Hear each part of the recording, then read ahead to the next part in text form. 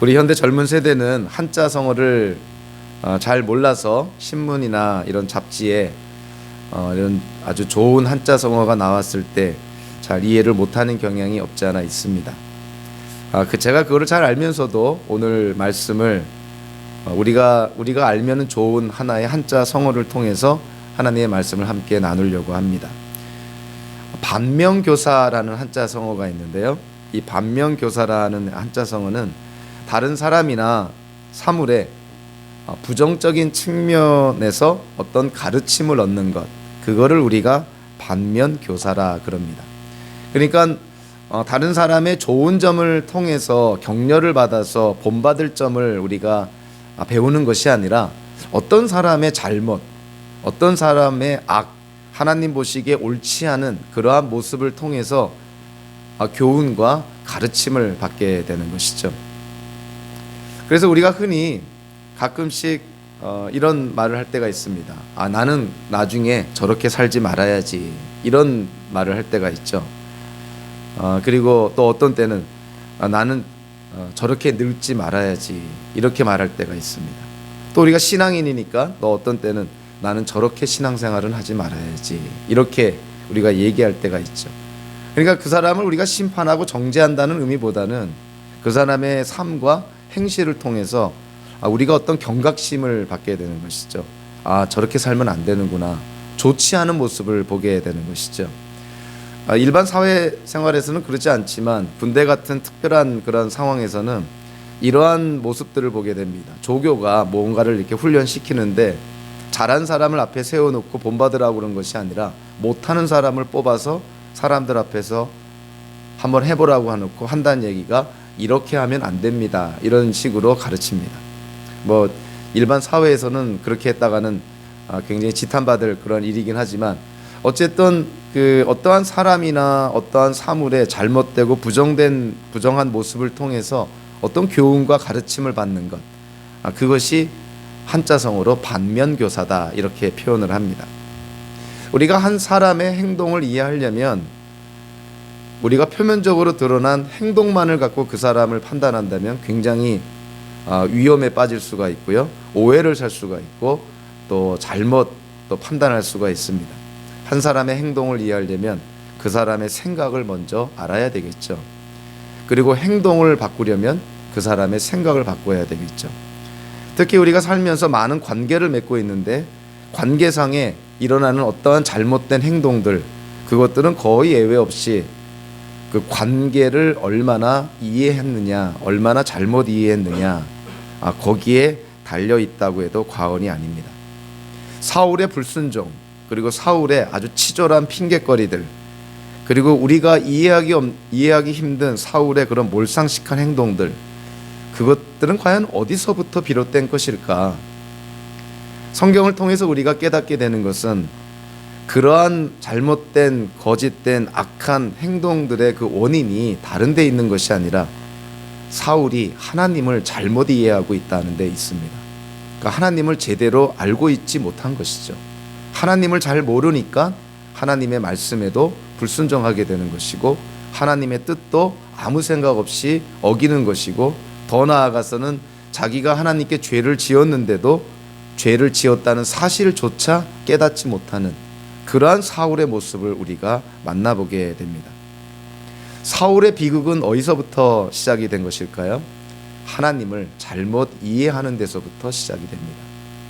그래서 오늘 우리가 이 사울의 모습을 통해서 사울을 하나의 반면교사로 삼아서 사울의 삶을 통해서 우리가 깨닫고 배울 것이 있는 것이죠. 그것은 사울이 알아야 될 하나님을 우리가 분명히 이해하고 확신해야 됩니다. 오늘 성경을 통해서요, 우리가 깨닫게 되는 하나님의 속성을, 하나님의 특징을 우리가 세 가지로 나눠볼 수가 있는데, 첫째로 성경에서 계시된, 특별히 오늘 본문에서 이 문맥 속에서 나타난 하나님은 어떠한 속성을 갖고 있냐면 하나님은 공의의 하나님이시다는 것이죠. 절대로 죄를 모른 채 하시는 분이 아니라, 죄를 간과하시는 분이 아니라, 죄를 없는 것으로 여기시는 것이 아니라 죄에 대한 분명한 징계를 하시는 공의의 하나님이 바로 성경에서 계시된 우리가 믿는 하나님이시다는 것이죠. 그러니까 이 죄 문제를 갖고 하나님을 생각한다면 우리가 하나님을 두려워하지 않을 수가 없겠죠. 왜냐하면 하나님은 죄를 징계하시는 공의의 하나님이시기 때문에 그렇습니다. 자, 오늘 본문 2절에서 보니까 하나님께서 사무엘을 통해서 사울에게 명령합니다. 그 명령의 내용이 뭐냐면 아말렉을 공격하라는 것이죠. 그리고 아말렉을 어떻게 공격하라고 말하고 있냐면 아말렉을 쳐서 생명이 붙어있는 남녀노소 동물들 다 죽이고, 그리고 암시되어 있지만 이 아말렉에 속해 있는 모든 것들을 타취해서 다 하나님께 바쳐라 하는 것입니다. 그게 우리가 생각하는 일반적인 전쟁이 아닌 것이죠. 하나님께서 왜 아말렉 족속을 이렇게 엄하게 다스리라고 되어 있냐면 거기에는 배경이 있고 역사가 있습니다. 출애굽기 17장 8절부터 16절까지를 보니까 어떠한 역사가 기록이 되어 있냐면 오늘 보면 그 2절에 나오는 배경이기도 한데요. 이스라엘 민족이 출애굽 이집트를 탈출하여서 홍해를 건너서 시내산을 향하여 갑니다. 시내산을 향하여 갈 때 홍해를 건너자마자 이스라엘 민족이 제일 먼저 부딪힌 사건이 뭐냐면 아말렉 족속과의 전투였던 것이죠. 그러니까 아말렉 족속이 이집트를 막 탈출한 200만에서 300만 명이나 되는 이스라엘 민족의 후방을 공격한 것입니다. 신명기 25장 17절부터 19절까지를 통해서 보니까 모세가 그 사건을 어떻게 묘사하고 있냐면 아말렉 족속이 이스라엘 민족을 공격했을 때는 선전포고를 하고 정예부대가 정정당당히 전투를 한 것이 아니라 이스라엘 민족이 200만 명이 넘다 보니까 뒤처진 그룹이 있습니다. 연약한 무리들이죠. 부녀자들, 노인들, 환자들, 어린아이들, 이런 그 본진을 따라가지 못해서 뒤처진 자들, 어찌 보면 자기 방어 능력이 전혀 없는 그러한 무리, 아말렉 족속이 공격한 대상이 바로 그러한 사람들을 공격한 것이죠. 그러니까 하나님께서 보시기에 하나님의 맏아들로 삼은, 하나님의 선택한 민족으로 삼은 이스라엘을 공격했다는 것만으로 해도 하나님의 징계의 대상이 되는데, 이스라엘의 가장 연약한 그룹, 싸울 능력이 전혀 없는 무방비 상태에 있던 후방에 처진 그 이스라엘의 그 연약한 그 백성들을 아말렉 족속이 아주 비열하게 공격한 것입니다. 그래서 하나님께서 출애굽기 17장 16절에서 이렇게 선포를 합니다. 모세를 통해서 이렇게 선포를 하는 것이죠. 주님의 깃발을 높이 들어라. 주님께서 대대로 아말렉과 싸우실 것이다. 이미 아말렉 족속에 대한 하나님의 징계가 이미 선포가 됩니다. 내가 이 아말렉 족속과는 앞으로도 대대로 싸우겠다. 즉 아말렉 족속은 하나님의 원수다 하는 것이죠. 그래서 오늘 본문 3절에 보니까 사무엘을 통해서 사울에게 내린 명령이 뭐냐면 그 아말렉 족속을 공격을 하고 그 아말렉 족속과 전쟁을 했을 때 분명히 하나님이 승리하게 만드신다는 것이죠. 그랬을 때 사울에게 내린 명령이 뭐냐면 남녀노소 다 죽이라는 것입니다. 호흡이 있는 동물들까지도 다 죽여버리라는 것이죠. 우리 현대인의 그 관점에서 보면, 우리 현대인의 정서로 보면 도저히 상상하기 어려운 하나님의 명령이죠. 아니 군인들만 죽이면 모를까, 남녀노소, 노인들, 부녀자들, 어린 아기들까지, 심지어는 뭐 아무 생각도 없는 동물들까지 그렇게 다 죽여야만 했는가. 우리는 여기서요, 하나님이 구약에서 언급된 이 하나님이 잔인한 하나님, 야만스러운 하나님이라고 우리가 생각할 것이 아닙니다. 이 당시에 정황적으로, 상황적으로 우리가 좀 이해할 것이 있는데요. 역사적으로 봤을 때 고대 근동의 전쟁에는 두 가지 유형이 있다고 그럽니다. 특별히 주전 8세기 이전에 이 당시 고대 근동에서 그 성행했던 그런 유형의 전쟁이 두 가지가 있었는데, 첫째는 우리가 잘 아는 경제적인 전쟁입니다. 즉 무엇인가를 탈취하기 위해서, 즉 우리에게 필요한 것들을 다른 민족, 다른 나라로부터 빼앗기 위해서 전쟁을 벌이는 것, 경제적 전쟁인 것이죠. 남의 것을 빼앗기 위한 전쟁인 것이죠. 이것은 그냥 보통 나라들 간에 일어난 전쟁입니다. 이스라엘과 블레셋 간의 전쟁도 마찬가지였던 것이죠. 블레셋이 왜 이스라엘을 침략합니까? 뭐 거룩한 전쟁을 한 겁니까? 아닌 것이죠. 이스라엘 민족의 그런 농작물들, 그런 수확물들을 탈취하게 한 것이죠. 나중에 이스라엘도 블레셋을 공격할 때가 있는데 그때도 적지 않은 때에는 블레셋으로부터 무엇인가를 탈취합니다. 그러니까 이와 같은 것들이 다 경제적인 그러한 전쟁, 무엇인가를 빼앗기 위한 전쟁. 결국 전쟁의 중심에 뭐가 있습니까? 돈이 있는 것이죠. 물질이 있는 것입니다. 돈 때문에, 물질 때문에 전쟁하는 것이죠. 자, 그런데 고대 근동에는 이런 전쟁뿐만이 아니라 또 하나의 아주 특수한 전쟁이 있습니다. 그거를 우리가 뭐라고 표현하냐면 성전이다 이렇게 표현합니다. 거룩한 전쟁이다. 즉 신을 위한 전쟁이다 이렇게 표현합니다. 이 전쟁의 특징이 뭐냐면은 탈취물을 자신의 것으로 삼지 않습니다. 포로든 어떤 동물이든 또는 금은 보화든 귀중한 물건이든 전쟁을 통해서 탈취한 것들을 자기가 믿는 신에게 다 바칩니다. 그래서 그거를 성전, 거룩한 전쟁이라 그러는 것이죠. 지금 하나님께서 사무엘을 통해서 사울에게 내린 그 전쟁이 뭐냐면은 성전입니다. 거룩한 전쟁을 해라. 이거는 이스라엘을 위한 전쟁이 아니라 하나님을 위한 전쟁이라는 것이죠. 하나님께서 내가 한 말 그대로 내가 약속한 것을 지키기 위해서, 성취하기 위해서 지금 이스라엘을 통해서 지금 전쟁을 하겠다는 것입니다. 이러한 거룩한 전쟁, 하나님의 전쟁, 이 성전의 대표적인 또 하나의 예를 우리는 잘 알고 있습니다. 이스라엘 민족이 요단강을 건너서 가나안 땅에 들어갔을 때 난공불락의 요새가 뭐였냐면 여리고성이었죠. 그 여리고성에서 첫 번째 전쟁을 벌이게 됩니다. 그 전쟁을 치를 때 하나님께서 여호수아를 통해서 이스라엘 민족에게 명령을 내립니다. 너희가 여리고성을 점령하거든 성 안에 있는 모든 것들을 다 전멸시켜라. 숨이 붙어 있는 모든 것들, 사람이든 동물이든 다 전멸시키고 다 불태워버려라. 그리고 남은 귀금속들, 귀중한 것들, 그러한 것들은 다 하나님께 바쳐라. 이렇게 명령을 내립니다. 여리고성의 전쟁은 경제적인 전쟁이었나요? 성전이었나요? 네, 성전이었죠. 거룩한 전쟁이었죠. 하나님께서 직접 행하시는 전쟁이었던 것이죠. 여리고성의 전쟁에서 우리는 한 사건을 압니다. 아간이라는 자가 자기 눈에 보기에 좋은 것들을 감추게 되죠. 거룩한 하나님의 전쟁을 그냥 세속적인, 인간적인, 경제적인 탈취하는 전쟁으로 격화시켜버린 것입니다. 그러니까 하나님의 성전이 더러워진 것이죠. 그래서 하나님께서 아간에게 어떠한 징계를 내립니까?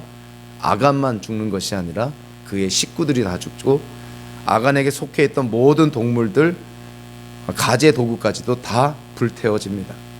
하나님의 거룩한 전쟁을 아간이라는 자가 아주 세속적인 그러한 남의 것이나 탈취하는 그런 아주 비열한 전쟁으로 격화시켰기 때문에 그런 것이죠. 자, 오늘 우리가 본문을 좀 읽었지만 사울이 사무엘로부터 하나님의 명령을 받고 아말렉 족속과 전쟁을 치릅니다. 그런데 사울이 행한 것이 뭡니까? 하나님의 명령을 한 90%는 지킨 것 같아요. 아각이라는 아말렉 족속의 왕을 빼놓고는 다 죽였다 그럽니다.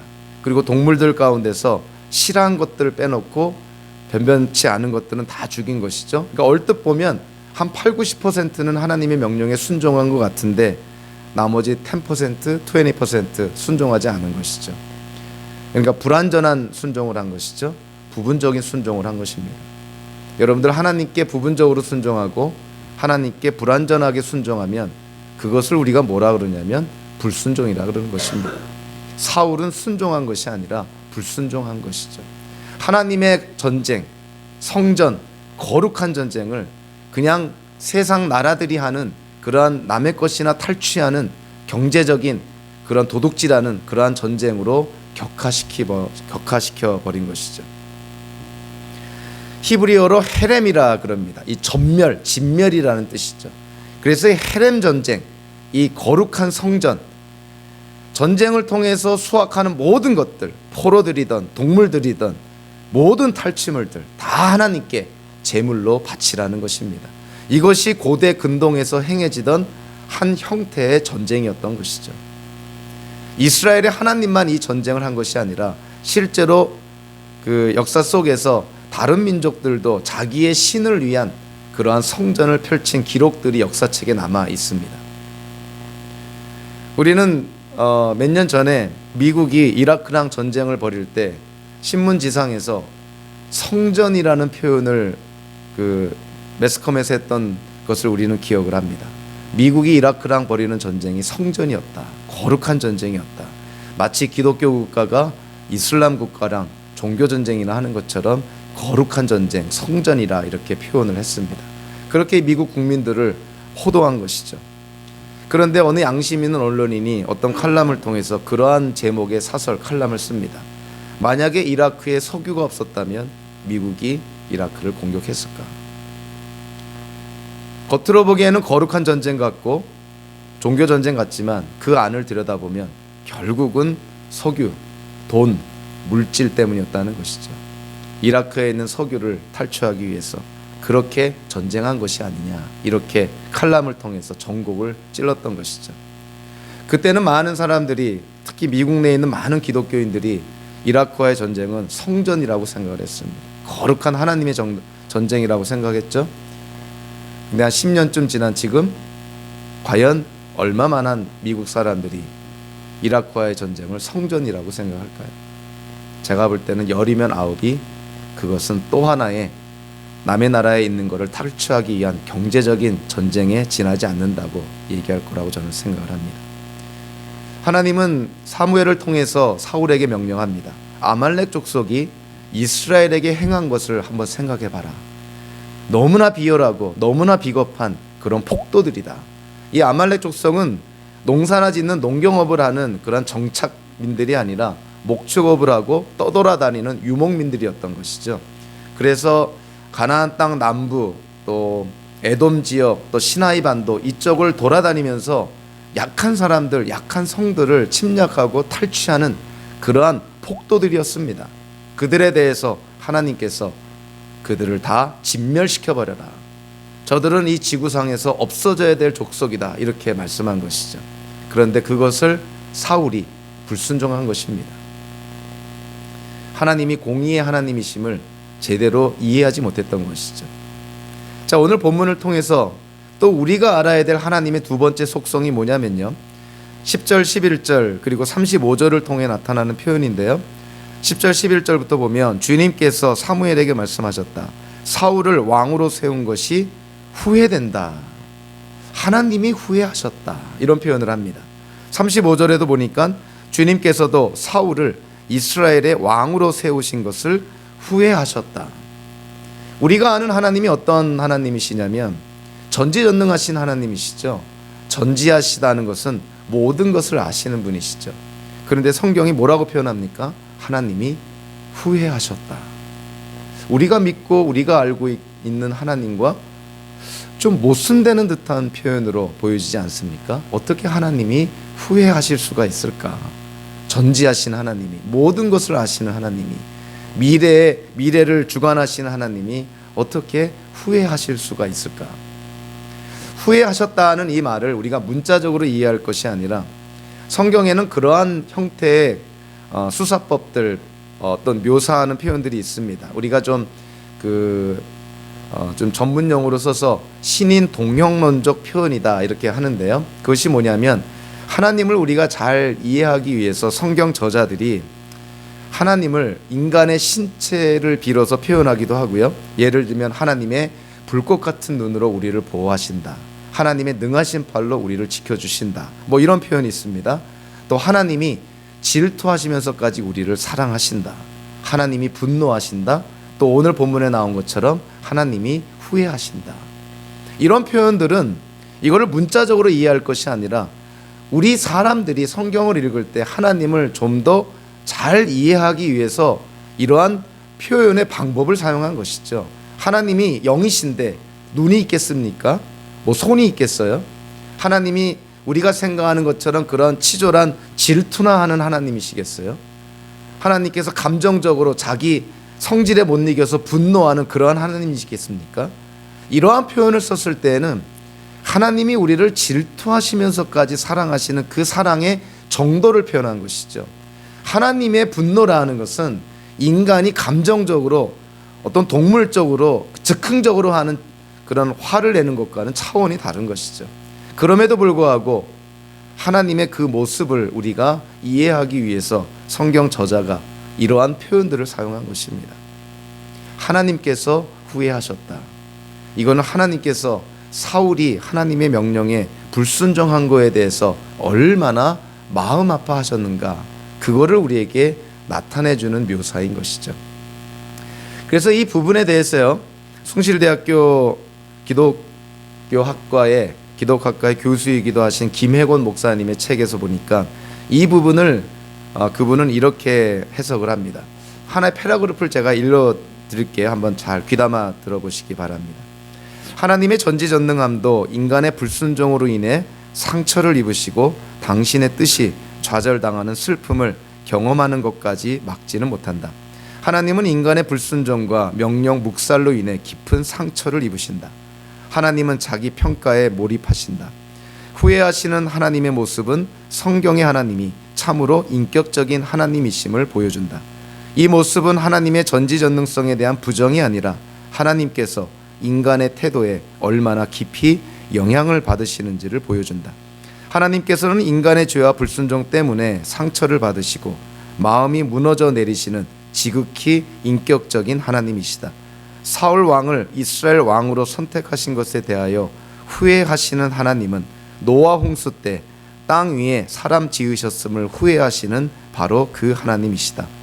예수님을 팔 유다에 대해 예수님께서 하신 말, 차라리 태어나지 않았더라면 자기에게 좋았을 사람이라는 평가도 바로 하나님의 후회하심의 단적인 예다.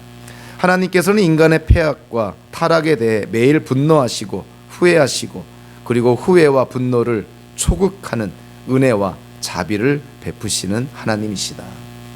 하나님께서 후회하신다는 이 표현을 통해서 우리가 깨닫는 것이 뭐냐면, 우리가 믿고 우리가 의지하고 우리가 신뢰하는 하나님은 비인격적인 어떤 원리나 어떤 힘과 능력, 이런 비인격체가 아니라는 것이죠.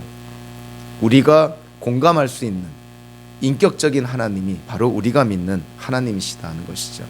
그래서요, 하나님은 우리에게 하나님 자신을 나타내시고 계시하기를 원하시는데, 우리 눈에 보이는 이 우주 만물을 통해서 우리가 믿는 하나님, 성경에서 계시된 하나님이 창조주 하나님이심을 우리는 깨닫게 됩니다. 그리고 특별 계시로서 우리에게 주어진 성경을 통해서만이 우리가 믿는 하나님이 삼위일체 하나님이심을 우리가 깨닫게 되는 것이죠. 그리고 이 땅에 하나님의 완전한 계시이자 최종적인 계시로 오신 예수 그리스도를 통해서 우리가 믿는 하나님이 인격적인 하나님이심을 깨닫게 됩니다. 저와 여러분들이 믿는 하나님이 어떤 하나님이냐면, 우리의 삶에 개입하시고 우리의 일거수일투족을 지금 지켜보시고, 심지어는 우리의 언행과 또 하나님의 말씀에 대한 우리의 태도, 반응에 따라서 하나님조차도 영향을 받으시는 인격적인 하나님이시다는 것입니다. 그래서 우리가 잘 아는 것처럼 사도 바울이 성령을 근심케 하지 말라, 이런 말씀을 하죠. 삼위 되시는 성령의 하나님, 그분도 우리의 불순종 때문에 근심하게 된다는 것이죠. 성경은 우리에게 분명하게 말씀을 합니다. 우리가 믿는 하나님이 그저 저 멀리 떨어진 우리 세계를 지어놓고 그냥 세계가 어떻게 돌아가나 구경이나 하고 있는 그러한 하나님이 아니라, 실제로 우리의 인생 속에, 세계의 역사 속에 개입하시고 또 우리와 동행하시는 인격적인 하나님이심을 우리에게 말씀해주고 있다는 것이죠. 세 번째로, 사울이 깨닫지 못했던 하나님의 속성이 뭐냐면은 공의의 하나님, 인격적인 하나님이실 뿐만이 아니라 성경에서 계시된, 오늘 본문에서 언급된 하나님은요, 언약의 하나님이시다는 것입니다. 언약의 하나님이시다는 것은 약속을 지키시는 하나님이시다는 것이죠. 그리고 신실하신, 믿부신, faithful한 하나님, 하나님께서 말씀하신 것은 꼭 지키시고 이루고 성취하시는 그 언약의 하나님이라는 사실을 오늘 본문을 통해서 우리가 깨닫게 됩니다. 우리가 읽지는 않았지만요, 28절과 29절에 보니까 사무엘이 사울에게 하나님에 대해서 언급을 합니다. 28절부터 보니까 이렇게 말합니다. 사무엘이 그에게, 사울에게 말하였다. 주님께서 오늘 이스라엘 나라를 이 옷자락처럼 찢어서 임금님에게서 빼앗아 임금님보다 더 나은 다른 사람에게 주셨습니다. 이스라엘의 영광이신 하나님은 거짓말도 안 하시거니와 뜻을 바꾸지도 않으십니다. 하나님은 사람이 아니십니다. 그러므로 하나님은 뜻을 바꾸지 않으십니다. 자, 이 본문을 가만히 들여다보면 아까 우리가 읽었지만 11절과 35절에서는 하나님이 후회하신다라는 표현을 쓰고 있죠. 근데 오늘 본문 29절에서 보니까 뜻을 바꾸지 않으신다라고 묘사합니다. 후회한다, 뜻을 바꾼다. 사실 이것이 같은 히브리어를 번역한 것입니다. 그런데 11절과 35절에서는 하나님이 후회하신다라고 이렇게 번역을 하나님을 묘사했는데 29절에서는 하나님이 뜻을 바꾸지 않는다 이렇게 번역을 합니다. 이렇게 묘사합니다. 뭔가 모순된 것이 아닌가 이렇게 와닿은데요. 사실은 그렇지가 않습니다. 11절과 35절에서 하나님이 후회하신다라는 것은 하나님의 인격적인 측면 가운데 감정적이고 정서적인 측면을 언급했다고 볼 수가 있는 것이죠. 사울의 불순종 때문에 하나님의 마음이 아프셨다는 것이죠. 그런데 29절에서 사울에 대해서 하나님이 징계를 내리는 것에 대해서 내가 사울 너에게 내릴 징계는 내가 분명히 징계를 내리겠다. 내 뜻을 바꾸지 않겠다. 이렇게 뜻을 바꾸지 않겠다 이렇게 언급한 거에는 하나님의 의지적인 측면이 강조가 됩니다. 하나님의 이성적이고 의지적인 측면이 강조가 되는 것이죠.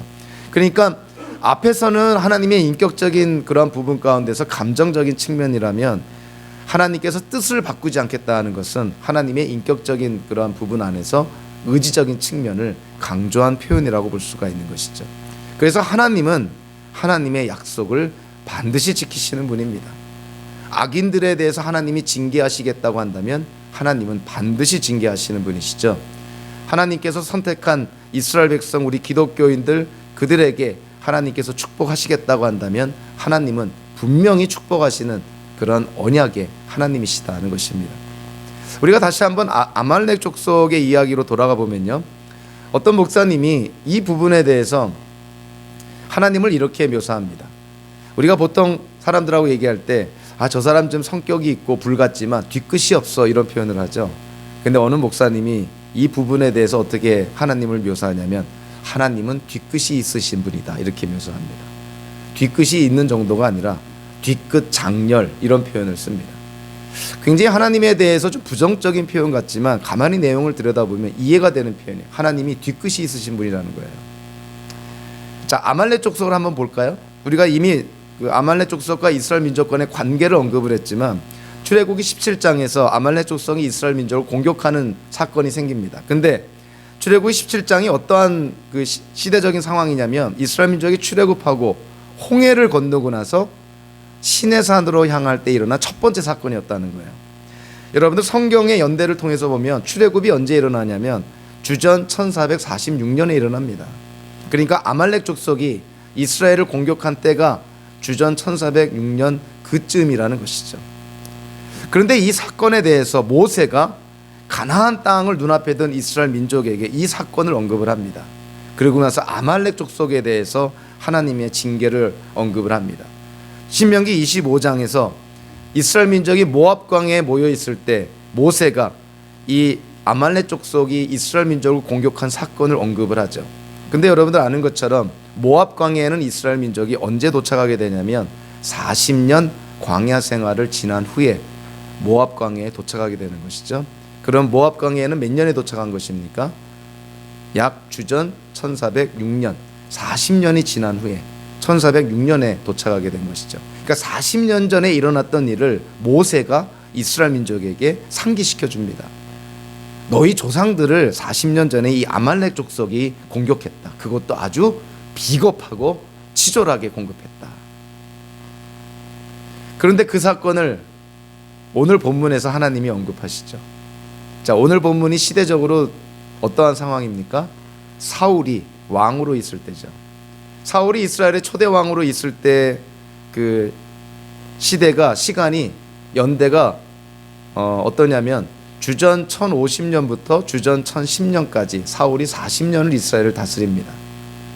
그러면 주전 1446년 전후에 일어났던 아말렉 족속과의 그런 전쟁, 그 사건을 지금 하나님이 400년 정도 지난 후에 지금 사무엘을 통해서 사울에게 말한 것입니다.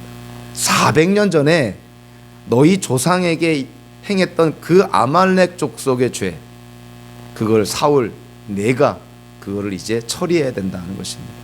400년 전에 이스라엘에게 해를 입혔던 아말렉 족속을 사울이 가서 진멸시켜야 된다는 것이죠. 하나님이 뒤끝이 있으신 분이에요, 없으신 분이에요? 1, 2년 전에 얘기를 하는 것이 아닙니다. 10년, 20년 전에 얘기를 하는 것이 아니죠. 400년 전에 있었던 일을 하나님께서 기억하시고 사울을 통해서 아말렉 족속을 징계하시겠다는 것입니다. 이걸 통해서 우리가 알 수 있는 게 뭐냐면, 성경을 통해서 우리에게요, 성경은 자주 말씀을 합니다. 하나님은 절대로 죄를 모른 채 하시는 분이 아니다. 하나님은 죄를 간과하시는 분이 아니다. 하나님은 분명히 죄를 징계하시는 분이다 하는 것이죠. 그래서 우리가 믿는 하나님이 죄 문제와 관련돼서 하나님을 생각하면 여러분들 두려워하지 않을 수가 없습니다. 왜냐하면 하나님은 우리가 언제 죄를 지었던 그 죄를 반드시 징계하시기 때문에 그런 것이죠.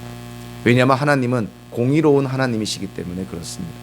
그런데요, 하나님의 그런 이 뒤끝만 있는 것이 아니라, 이거를 우리가 좀 긍정적으로 표현하면 하나님은 또한 신실하신 분인 것이죠. 하나님은 약속을 지키시는 분인 것이죠. 하나님 보시기에 악한 자들에 대한 하나님의 심판이 있다면, 하나님께서 택한 자들에 대한 하나님의 은혜가 있습니다. 저와 여러분들은 하나님께로부터 택함 받은 자들이죠. 그래서 우리를 향한 하나님의 신실하심이 있는 것이죠. 이거는 아주 긍정적으로 하나님의 뒤끝을 이해하는 것이죠. 하나님이 우리를 택하셨기 때문에 이 땅을 살 때 오는 세상에서 우리를 책임져 주신다는 것이 하나님의 약속인 것이죠. 성경에서 나타난 아주 중요한 기독교 교리 중에 하나가 성도의 견인이라는 교리가 있습니다. 이거는 쉽게 말하면 한 번 구원받은 자는 영원히 구원받는다라는 그러한 교리인 것이죠. 하나님께서 구원을 허락하신 자는 그 구원을 끝까지 허락해 주신다는 교리인 것입니다. 여기에 대해서요, 사실은 영어로 보면 perseverance라는 단어를 씁니다. 이 perseverance라는 단어는 성도가 인내해야 된다는 걸 강조하죠. 견뎌야 된다. 우리가 이 땅을 살면서 믿음을 지켜야 된다. 하나님을 하나님으로 계속 인정해야 된다. 상황이 어렵더라도, 고난 속에 있더라도 믿음을 포기하지 말고 하나님께 순종하며 하나님과 함께 이 시대와 이 시간 어려움을 인내하고 극복해 가야 된다. 그런 어떤 인간의 책임을 강조하는 측면이 있습니다. 그런데요, 이 성도의 견인을 이 perseverance라는 인내라는 측면으로 이해를 하면 굉장히 오류에 빠질 수가 있는 것이죠. 어떻게 이해가 됩니까? 잘못 이해를 하면 하나님께서 우리에게 구원을 선물로 주셨는데 그 구원을 누구 힘으로 지킨다는 거예요? 아, 우리 힘으로 지켜야 되는구나. 이렇게 오해할 수 있습니다. 근데 저와 여러분들 하나님이 주신 구원을 우리 힘으로 지킬 수 있나요? 지킬 수 없습니다. 하나님의 계명 하나 제대로 못 지키는 게 우리의 그런 모습인데 어떻게 우리가 구원을 우리 힘으로 지킵니까? 그래서 성도의 견인은요, 우리가 견딘다라는 측면보다도 사실은 무엇을 강조해야 되냐면 perseverance라는 단어보다도 preservation이라는 단어를 사용해야 되죠. 성도의 보존이다. 즉 누가 성도를 지키고 보존한다는 거예요? 하나님이 보존해 주신다는 거예요. 그러니까 성도의 견인이라는 이 교리는 우리가 노력해서 견딘다라는 걸 강조하기 이전에 하나님이 우리를 책임져 주신다는, 하나님께서 우리를 보호해 주신다는 그거를 전제하고 우리가 견디는 것입니다. 그러니까 하나님이 우리를 붙들어 주신다는 전제하에서 우리가 견디는 것이죠. 하나님이 우리를 내버려 두고 네가 알아서 너 자신 지켜라, 이것이 성도의 견인이 아닌 것입니다. 하나님은 우리를 붙잡아 주시는 것이죠. 아버지가 자녀의 손을 붙잡아 주는 것처럼. 그럼에도 불구하고 우리는 우리 나름대로 견뎌야 될 부분도 있는 것이고, 하나님께서 믿는 자들을 지켜주시고 보호해 주신다는 것이 바로 이 성도의 견인인 것이죠.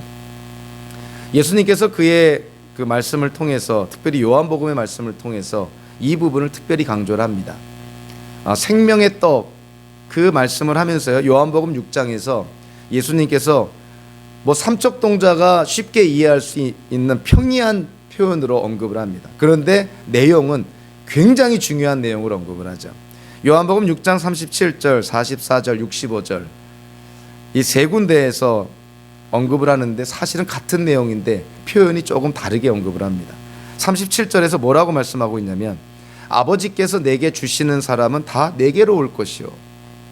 예수님께로 누가 간다고요? 성부 하나님께서 주시는 사람이 예수님께로 간다. 이렇게 묘사합니다. 44절에서는요. 나를 보내신 아버지께서 이끌어주지 않으시면 아무도 내게 올 수 없다. 예수님께로 나아가는 사람은 누가 이끌어 주셨다는 거예요? 성부의 하나님께서 이끌어 주셨다는 거예요. 65절에 보니까 그러므로 내가 너희에게 이르기를 아버지께서 허락하여 주신 사람이 아니고는 아무도 나에게로 올 수 없다. 즉 하나님이 허락하지 않으면 어느 누구도 예수께로 나아가지도 않고 예수를 믿으려는 마음도 생겨나지 않는다는 것입니다. 결국 우리가 예수를 믿고 구원과 영생을 받는 것은 전적으로 누구의 역사라는 거예요? 하나님의 역사라는 거예요. 하나님이 택하였기 때문에 우리가 예수님께 나아가 예수님을 믿고 예수님께 대한 신앙 고백도 하는 거라는 것입니다. 그래서 요한복음 15장 16절에서 포도나무 비유를 말씀하면서 예수님께서 이렇게 말씀합니다. 너희가 나를 택한 것이 아니라 내가 너희를 택하여 세운 것이다. 우리가 하나님을 택한 것이 아니라 우리가 예수님을 택한 것이 아니라 성부 하나님께서 나를 택하신 것이고 예수님이 나를 택한 거라는 것입니다. 여러분들이 기독교인이 되고 하나님의 자녀가 되고 구원과 영생을 받은 것이 누구 때문이라는 거예요? 하나님의 선택, 하나님의 은혜, 예수님께서 여러분들을 택하셨기 때문에 지금 구원과 영생을 누리고 있다는 것입니다. 그 예수님께서 요한복음 10장 27절부터 29절까지 굉장히 중요한 말씀을 하는데요. 제가 그 전체를 읽어드리도록 하겠습니다. 내 양들은 내 목소리를 알아듣는다. 나는 내 양들을 알고 내 양들은 나를 따른다. 나는 그들에게 영생을 준다. 그들은 영원토록 멸망하지 아니할 것이요 또 아무도 그들을 내 손에서 빼앗아가지 못할 것이다. 그들을 나에게 주신 내 아버지는 만유보다도 더 크시다. 아무도 아버지의 손에서 그들을 빼앗아가지 못한다. 예수님의 말씀을 알아듣고 순종하는 자, 즉 예수님이 목자라고 한다면 이 양들과 같은 존재, 즉 현대 우리 기독교인들, 성도들, 자 그들에게 예수님께서 약속한 것이 두 가지입니다. 뭐를 약속하냐면 내가 너희에게 영생을 주겠다. 그리고 나서 또 약속한 것이 뭡니까? 너희에게서 나에게로부터 너희를 빼앗을 자가 없을 것이다. 내가 너희를 지켜주겠다 하는 것이죠. 더 나아가서 성부의 하나님께서 너희를 지켜주신다. 즉 영생을 주시는 분도 예수님이시고 그 영생을 지켜주시는 분도 예수님이시라는 거예요. 저와 여러분들이 구원과 영생을 받아 누린 것이 하나님의 은혜죠. 그 구원과 영생을 지켜나가는 것도 하나님의 은혜라는 것입니다. 성도의 견인은 우리가 애써서 구원을 지키는 것이 성도의 견인이 아니라 하나님의 보호하심을 누리는 것이 성도의 견인이죠. 하나님은 약속의 하나님, 언약의 하나님이시니 우리에게 약속한 이것을 하나님은 분명히 지키신다는 것이죠. 하나님께서 택하시어서 하나님의 자녀 삼아 주셔서 구원과 영생을 허락한 성도들, 그들의 구원과 영생 하나님이 분명히 지켜주신다는 것입니다. 우리가 믿는 하나님이 바로 그 언약의 하나님이시다는 것이죠. 사울이 깨닫지 못한 것, 사울은 하나님이 공의의 하나님이신 걸 깨닫지 못합니다. 사울은 하나님이 인격적인 하나님이신 것, 언약의 하나님이신 것을 깨닫지 못합니다. 오늘 본문을 마무리하면서 사울이 왜 그렇게 하나님께 불순종했는가, 그거를 적나라하게 드러나는 한 사건이 언급이 되고 있는데요. 12절에 보면 자 어떠한 사건이 언급이 되고 있냐면 아말렉 족속과의 전쟁을 끝나고 나서 사울이 거기 보니까 갈멜이라는 곳에 내려가서 승전비를 세웠다 이렇게 묘사합니다. 누구를 위한 승전비일까요? 하나님을 위한 것일까요? 자기를 위한 것일까요? 자기를 위한 승전비를 세운 것이죠. 그런데 더 놀라운 것은요, 승전비를 세우다라고 번역된 이 히브리어 성경을 보면 직역을 하면 이 사울이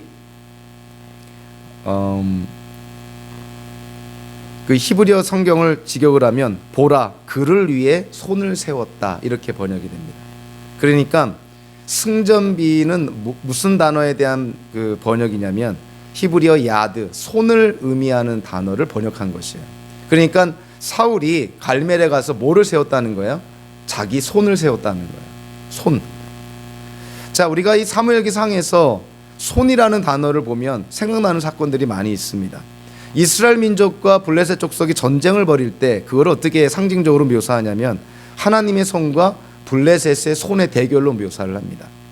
사무엘이 사사로 있을 때, 제사장으로 있을 때 사무엘기상 7장 13절에 보니까 이렇게 말합니다. 블레셋 사람들이 무릎을 꿇고 다시는 이스라엘 지역으로 들어오지 않았다. 사무엘이 살아있는 동안에 주님의 손이 블레셋 사람을 막아주셨다. 이스라엘 민족을 안전하게 보호할 것이 뭐라고 묘사하고 있냐면 하나님의 손이라는 거예요. 하나님께서 사울을 왕으로 택한 이유가 뭐냐면은 블레셋 사람들의 손에서 이스라엘 민족을 구원하기 위함이라고 분명하게 언급을 합니다. 그런데 사울이 갈멜에서 뭐를 세웠다고요? 자기 손을 세웠다는 것입니다. 이것이 주는 의미가 뭘까요? 아말렉 족속과의 전쟁은 누구 힘으로 했다는 거예요? 하나님의 힘으로 했다는 겁니까? 자기 손으로 했다는 겁니까? 자기 힘으로 했다는 거예요.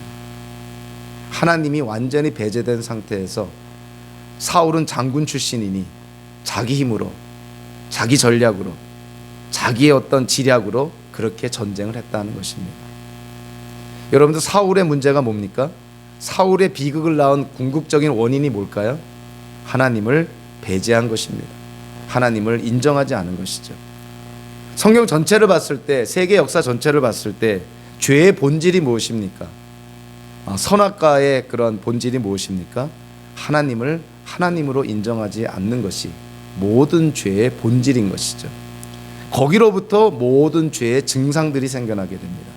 그래서 우리가 사울처럼 만약에 하나님을 인정하지 않고 하나님을 배제한 상태에서 이 땅을 살아간다면 오늘 사무엘기상 15장에 나오는 사울의 인생처럼 된다는 것이죠.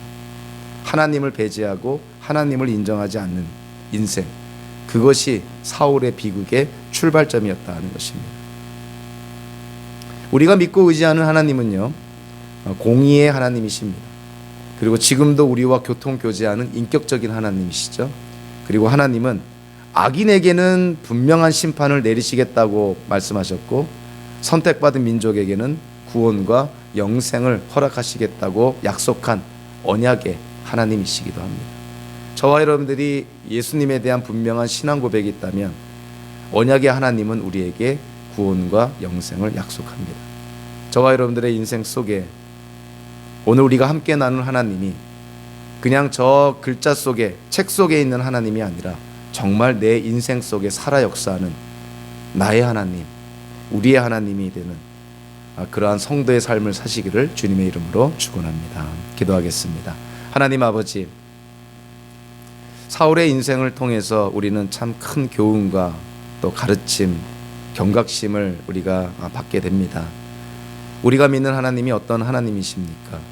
공의의 하나님, 또 우리와 함께 하시는 인격적인 하나님, 그리고 약속을 지키시고 신실하신 그런 언약의 하나님이심을 우리가 오늘 본문을 통해서 깨닫게 됩니다. 우리가 이 땅을 살아갈 때 이 하나님이 바로 나의 하나님, 우리가 아빠, 아버지라 부르는 나의 하나님이 되셨음을 우리가 고백하면서 그리고 확신하면서 성도로서의 바른 삶을 통해 하나님께 영광을 돌리는 우리 모두가 될 수 있도록 인도하여 주시옵소서. 예수님의 이름으로 기도하옵나이다. 아멘.